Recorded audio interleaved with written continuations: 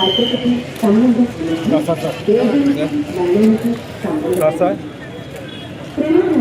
వ్యక్తిని హతాశించగలుగుతున్నాయి. వాటి వల్ల ఎన్నో కుటుంబాలు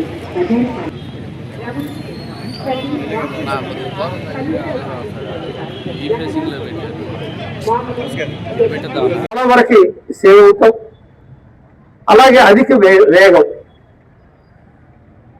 అలాగే ఆటోల్లో నలుగురు ఎక్కొచ్చు, ముగ్గురు ఎక్కొచ్చు. అటువంటిది పిల్లలు కానీ కూలీలు కానీ 6, 8, 10, 12 మంది ఏడాడతా మూడు చక్రాల ఆటోలో తిరుగుతూ ఉన్నారు.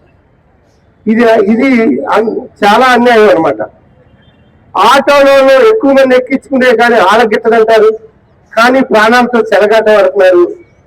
అందుకని రాబోయే రోజులు ఎలక్ట్రిక్ ఆటోలు తక్కువ ఖర్చు అవుతుంది కాబట్టి ఎలక్ట్రిక్ ఆటోలు డెవలప్ చేసుకుని ఆయా ముగ్గురిని మనం తీసుకెళ్ళినా కూడా గిట్టుబాటు అయ్యే విధంగా ఎలక్ట్రిక్ ఆటోలు వచ్చినాయి. ఎలక్ట్రిక్ ఆటోలు తీసుకుని ముగ్గురిని మాత్రమే మనం ఆటోలు ఎక్కించుకుని తీసుకెళ్లాల్సిన ఈ విషయంలో కూడా రవాణా శాఖ పోలీసులు ప్రత్యేకమైన డ్రైవులు చేయాల్సిన అవసరం ఉంది. జాతీయ రహదారి భద్రతా మహోత్సవాలంటూ మనం పిల్లల్ని పోజేసి, విలేకరులను పోజేసి, డిఆర్ఓలు, అధికారులు, ఎంపీ గారు, ఎమ్మెల్యేలను పోజేసి ఒక ప్రోగ్రాం చేస్తున్నాం. ఆ ప్రోగ్రాంలో ఎన్ని విషయాలు తెలియజేస్తున్నాం. కానీ ఈ విషయాలు తెలియజేయటం కాదు, ఈ విషయాలను ఎగ్జిక్యూటివ్ చేయటంలో డిపార్ట్మెంట్ సీరియస్ గా ఉండాలి. ఏదైనా సరే లాని గౌరవించటం, రూల్స్ ఫాలో అవటం అనేది మన విధి. అది ఫాలో అవని ఎవరైతే భరతమాత ముద్దు బిడ్డలు వీళ్ళందరూ కాపాడుకోవటం కోసమే ఈ లా. మన ప్రజల్ని సేఫ్టీగా ఇంటికి తీసుకుని వెళ్ళటం కోసమే ఈ రూల్స్. అలా వెళ్ళని వాళ్ళకి భయం పుట్టియటం కోసమే జరిమానాలు. జరిమానా వేస్తే మనం తప్పు చేసాం, ఇటు నుంచి చేయకూడదు అనే ఉద్దేశంతో జరిమానాలే. కానీ ఆ జరిమానా వల్ల ఎమ్మెల్యే ఎంపీ గారి దగ్గరికి వెళ్ళి ఒకసారి సిఐ గారికి ఫోన్ చేయండి, హెల్మెట్ పట్టుకుంటే ఆపారు, 1000 రూపాయలు అడుగుతున్నారు, మనం ఎక్కడ కడతాం, అలాగే కబామని ఎంపీ గారు నేను ఫోన్ చేసేస్తుంటాం. అది కూడా తప్పు. హెల్మెట్ విషయంలో పర్టికులర్ గా మనం రికమెండేషన్ చేయకుండా ప్రజల్ని కాపాడుకునే దిశగా డిపార్ట్మెంట్ ని సమాయత్తం చేస్తూ మనందరం కూడా కలిసికట్టుగా, ఎందుకంటే ఈ గత 4 నెలల నుంచి చూస్తూ ఉంటే చాలా ఎక్కువ మంది చనిపోయారు, ప్రాణాలు కోల్పోయారు. ఇది నేను చాలా బాధాకరం.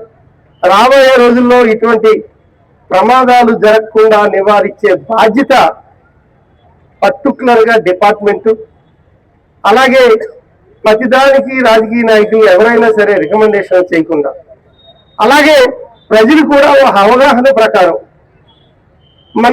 మన కోసం తల్లి 1000 కళ్ళతో ఇంట్లో ఎదురు చూస్తుంటుంది.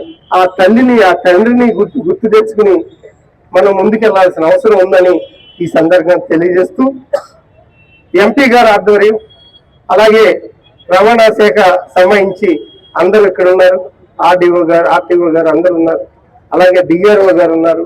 నేను కూడా ఈ కార్యక్రమంలో పాల్పంచుకున్నాను.